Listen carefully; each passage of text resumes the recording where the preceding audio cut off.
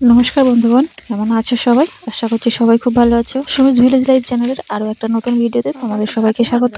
আজকে ভিডিওতে আমি কতগুলো কাঁচা হলুদ তুললাম সেগুলোই তোমাদের দেখাবো। তো ভিডিওটা শেষ অবধি দেখতে থাকো। আজকে একটু তাড়াতাড়ি করে রান্না করে নিয়েছি, তারপরে মাঠে চলে গেছি। হলুদ গাছগুলো শুকনো হয়ে গিয়েছে, কিন্তু এবছর এখনো হলুদ তোলা হয়নি। আগের বছর হলুদগুলো তুলে শুকনো করে ভাঙিয়ে আনতে এখনো পর্যন্ত সেই হলুদের রান্না হচ্ছে আমাদের। গাছগুলো দেখো শুকনো হয়ে গিয়েছে, কিন্তু মাটি প্রচন্ড শক্ত, তাই কোদাল দিয়ে 2-4 বার মাটি কাটতেই দেখো হলুদগুলো কেমন কেটে গিয়েছে। এই দেখো একটা হলুদ গাছে কত হলুদ হয়েছে।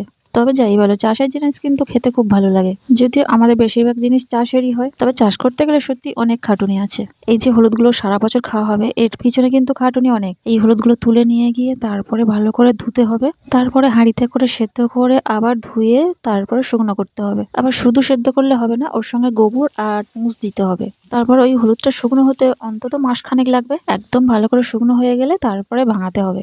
1 বস্তা কাঁচা হলুদ সেদ্ধ করলে শুকনো হলে ওটা হয়তো 1 চুবড়িও হবে না। সে যাই হোক, চাষের জিনিস সারা বছর না কিনে ঘরে বসে খাওয়ার মজাই আলাদা। এই যেমন খেসারি করাই, ধান, এগুলো একবার চাষ করলেই সারা বছর ধরে খাওয়া হয়। তবে শুধু খাওয়া যে হয় তা নয়, বিক্রিও করা হয়। আর আজকে দেখো রোদও সেরকম উঠেছে, আর এই রোদের মধ্যে আমি চলে এসেছি কাজ দেখাতে। যারা চাষবাস করে তারা এই সারা বছরই মাঠের মধ্যে রোদেতে কাজ করে। রোদ হোক বৃষ্টি হোক, কাজ তো করতে হবে।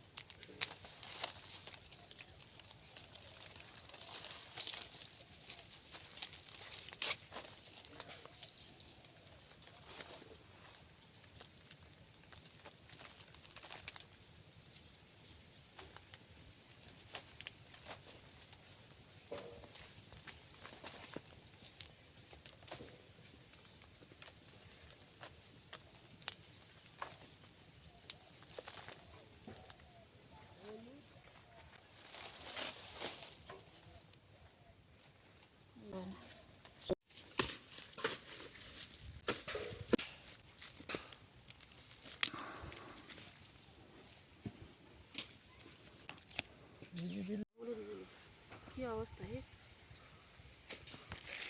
তুলবে না আর বুঝবে না কি।